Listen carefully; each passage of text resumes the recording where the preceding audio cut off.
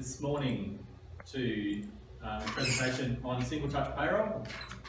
My name is Damon. I'll be giving this brief presentation. Today we're going to go through a few points on single touch payroll. Basically we're going to cover a few things.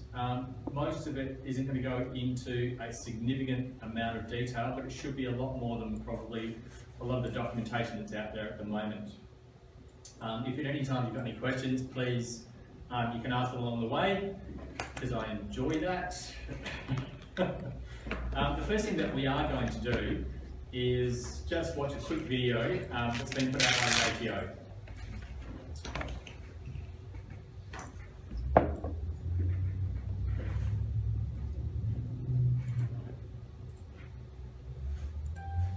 Single touch payroll will change the way employers with 20 employees or more report to the ATO. It means each time you pay your employees, you'll send us their tax and super information directly from your payroll solution. Single touch payroll reporting will start on the 1st of July 2018. You'll have the option to start reporting through single touch payroll earlier if your payroll solution is ready. Your software provider or payroll service provider will tell you when their payroll solution has been updated to include single touch payroll. To get ready, you'll need to count your employees on the 1st of April 2018, update your solution when it's ready, and start reporting through single touch payroll from the 1st of July 2018. To find out more, visit our website ato.gov.au/single touch payroll.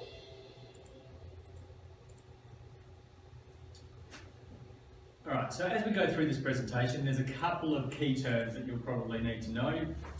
So when you look at things and you see STP, that's obviously short for single touch payroll.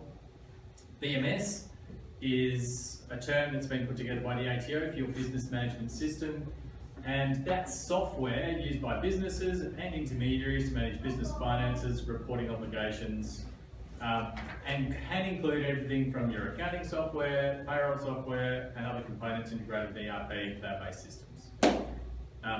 DSP is your digital service provider. In this case, it's going to be the payroll software vendors, and SBR, which is the standard business reporting.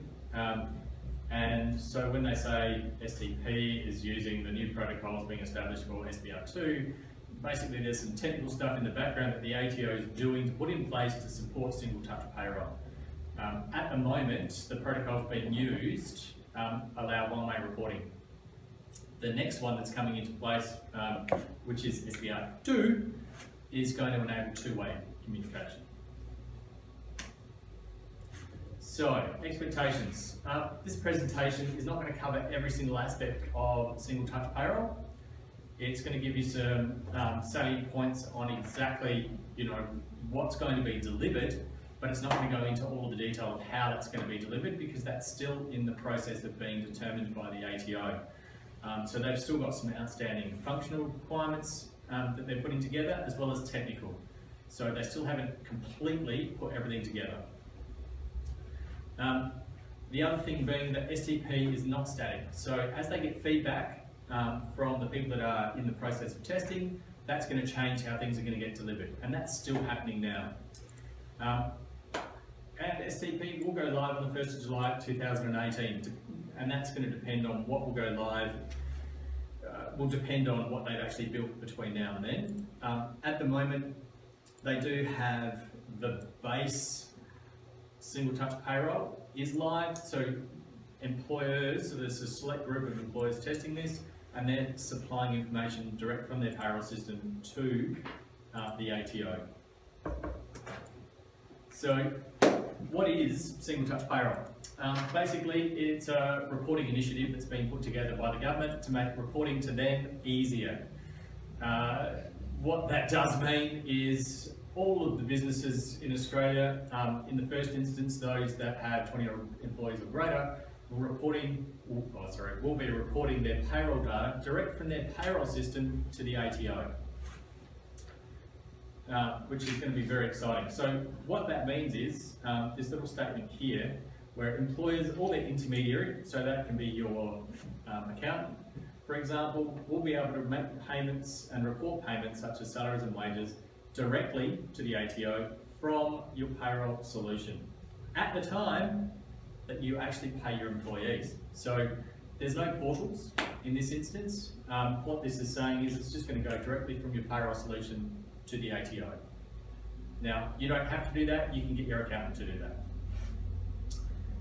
Now, the ATO is working with, as we mentioned before, DSPs, which is the digital service providers, to provide STP through SBR.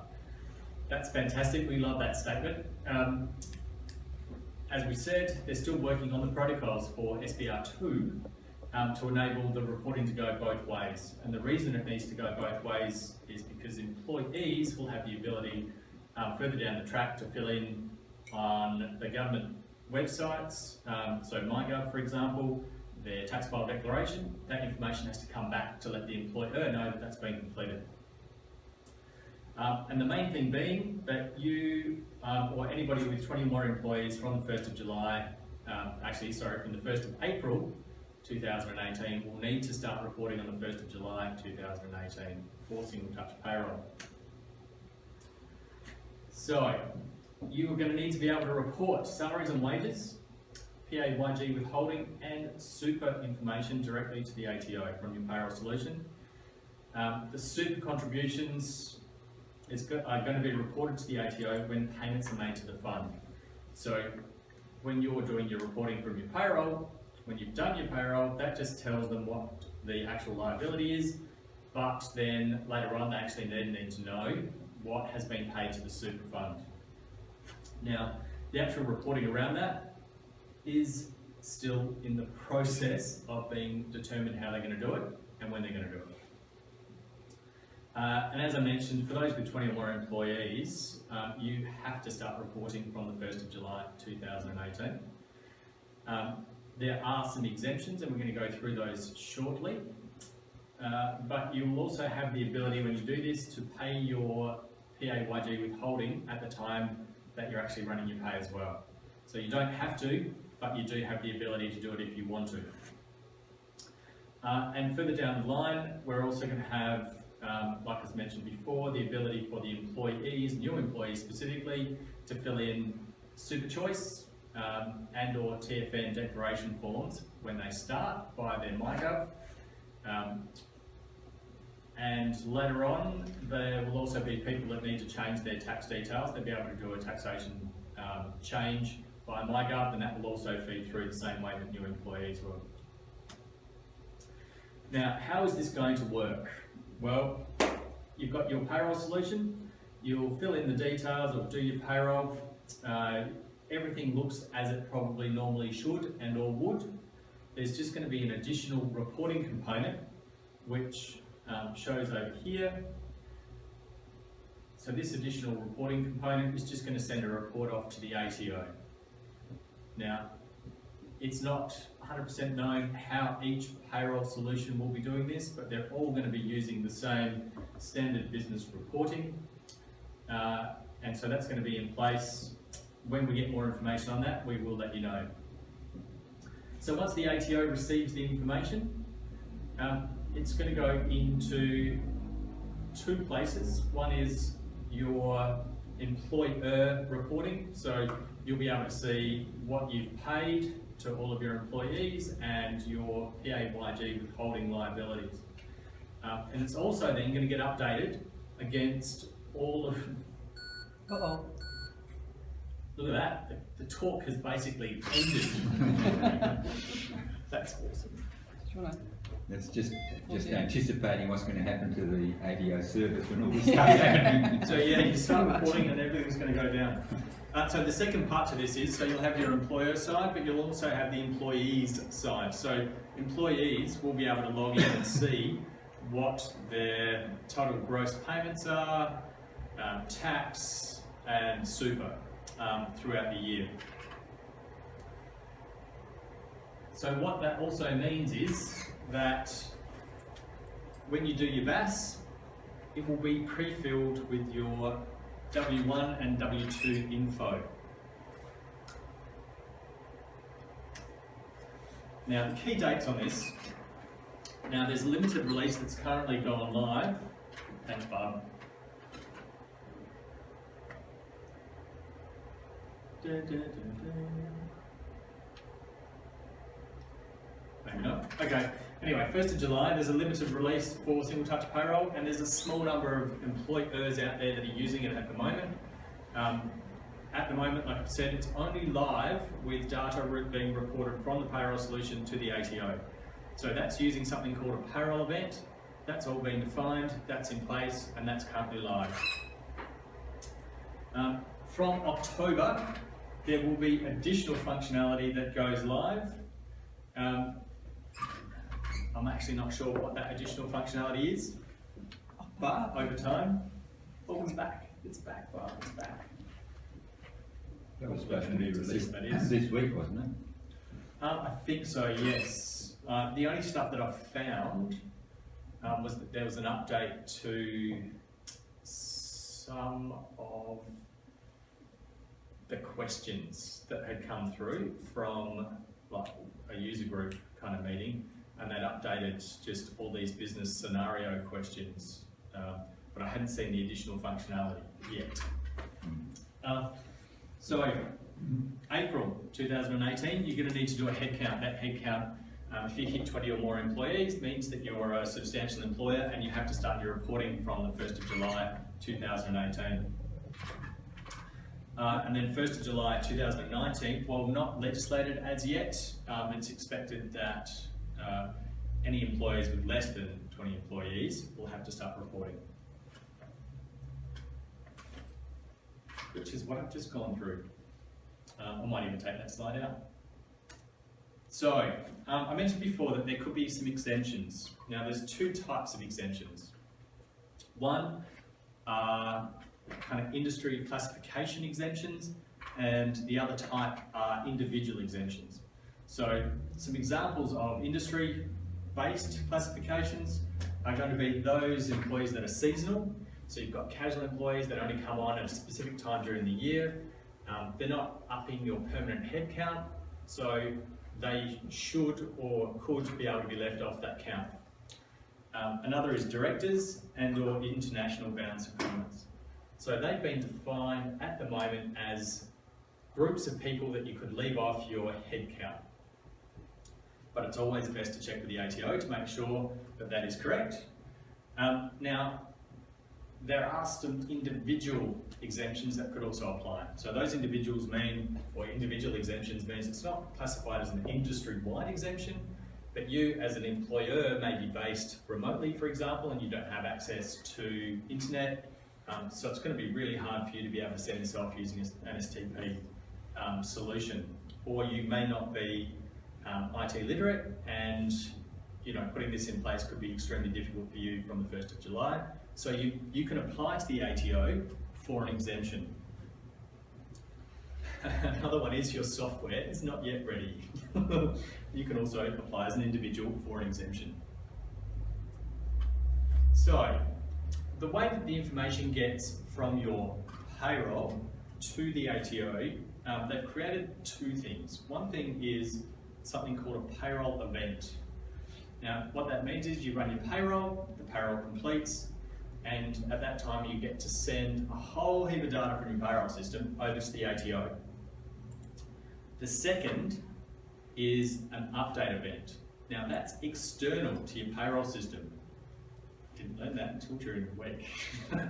So it's completely external to your payroll system. And it just enables you to update employee details external to the actual payroll itself. So it's basically, I don't know, somebody's been terminated, you don't need to do any more payrolls, but you need to notify the ATO that they are terminated, and the figures that you've got against them are the total figures for you for the year. It's just an example. Now, this is to show you, this is basically the level of detail of all of the fields that are included within a payroll event. Now, these field names are what's defined from the ATO. So whatever they're called in your payroll system will obviously be slightly different to what's shown here. But this gives you, pardon me, a level of detail that's going to be provided in every single payroll event. Now, it's going to be very similar to an update event as well, but this is every field that's currently been defined. And as you can see, there's quite a few. Just letting you guys have a quick soak in. Soak it in. Memorised all those. Soak it in. John will be tested at the end, so you'll see as a room. So when does reporting start? So as I mentioned before, 1st of April, we've got to do a head count.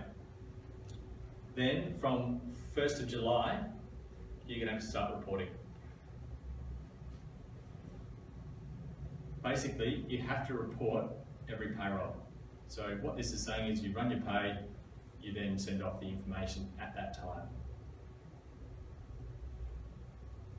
You have to include your driver's license with a picture on for every person. Well, yeah, no, they've already got that, John. Now, we've got a couple of what-if statements here as well. So, what happens if I'm not ready or I can't report? I don't know why Colin's laughing. He's obviously found something amusing. So you can apply to the Commissioner for a safety net or a limited time exemption. So you still need to be able to apply to the ATO for these exemptions. You can't just not do it. Because they've got the information there from last year, they'll be able to determine whether you should or shouldn't be a large employer, and they'll be asking you questions. So the ATO has actually gone through and sent out letters to all employers with greater than 20 employees based on information received last year. So they've got a really good idea on who should be included and or involved. The other part to this is what happens if I make a mistake. That's okay. For the first 12 months, there pretty much aren't going to be any ramifications for doing anything wrong. However, it's good to make sure that you still do a lot of the things that you're going to need to do after that 12 months so that you get into that habit.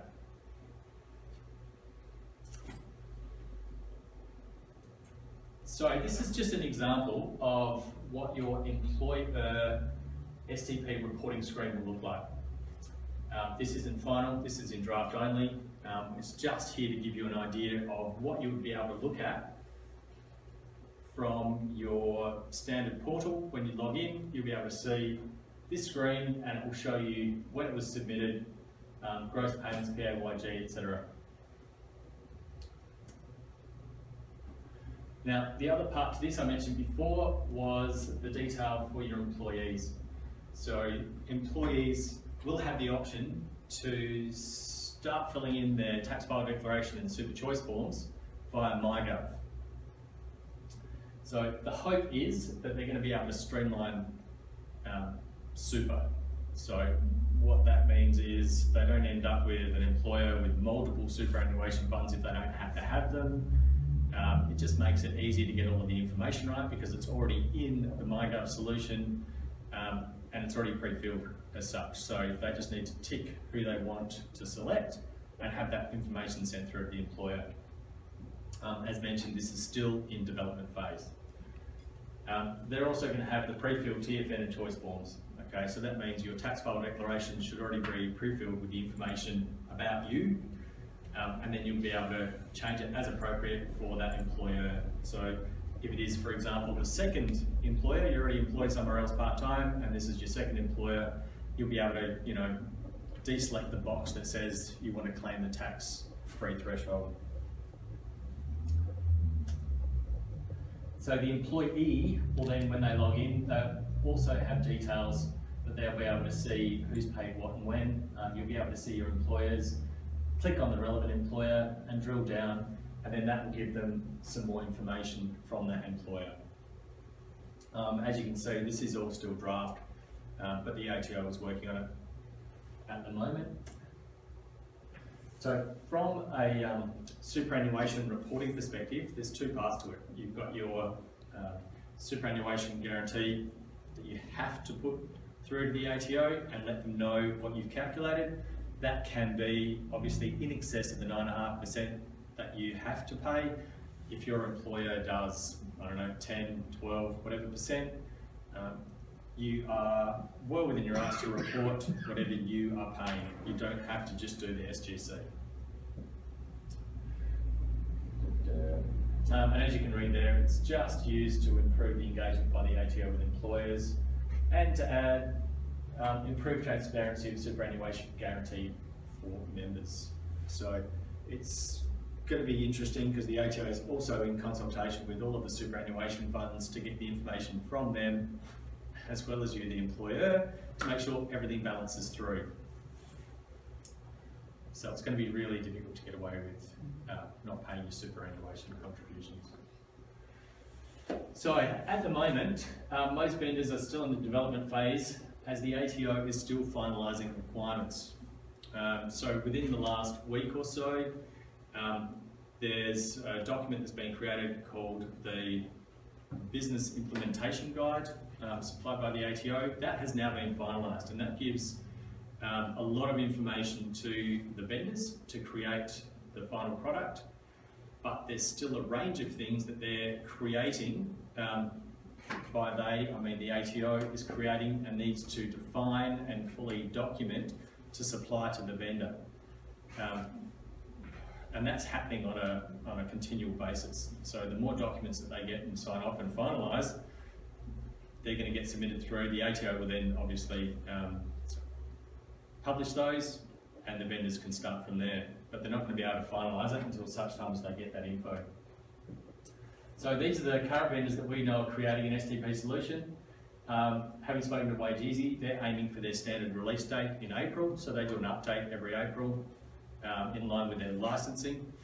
They are aiming for that under the assumption that the ATO will have provided them all of that info by then. Attaché is going to require an upgrade. If you're not currently on BI, you're going to need to upgrade to BI, and then there should only be an update for the STP solution. Mile is going to be dependent on your version. So if you've got your cloud-based, that should be updated by them, so to speak. If you've got an on-premise version, then you're going to need to install either an upgrade or an update. And Xero, Xero is just going to be ready, just because they're cloud, that's the only place that they can do it.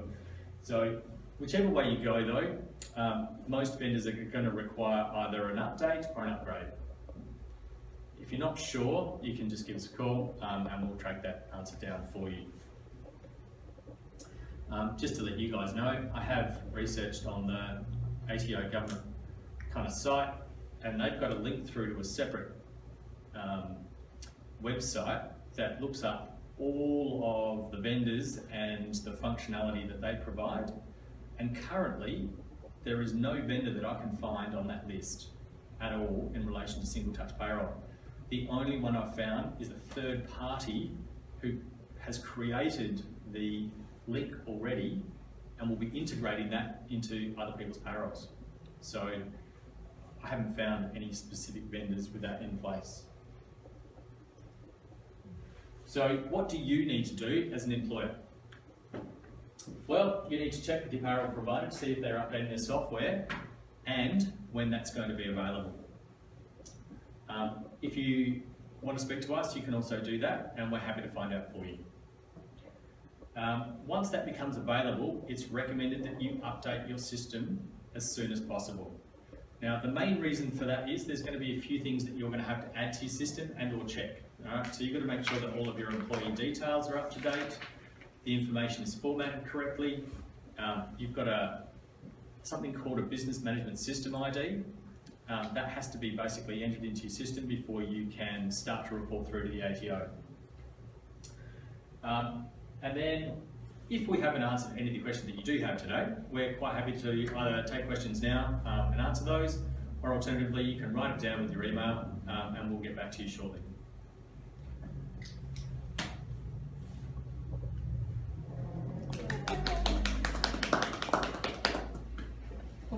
We want cheering at the end.